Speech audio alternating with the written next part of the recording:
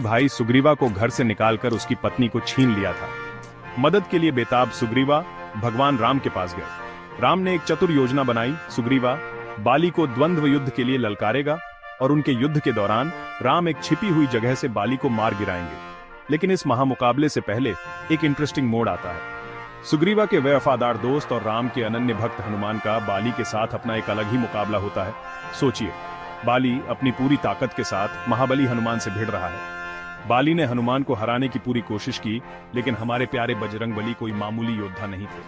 हनुमान की शक्ति और बुद्धि का कोई मुकाबला नहीं था।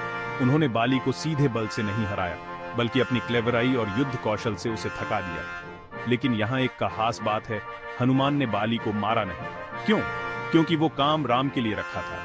हनुमान का युद्ध हिंसा से जीतने के लिए नहीं था, बल्कि बाली को उसके अहंकार का एहसास दिलाने और सुग्रीवा को छोड़ देने के लिए था।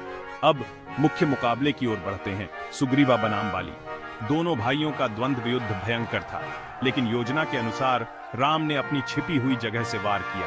एक ही सटीक निशाने से राम ने बाली के अत्याचार का अंत कर दिया। मरते समय बाली ने राम की युद्ध नीति पर सवाल उठाया। राम का जवाब बहुत गहरा था।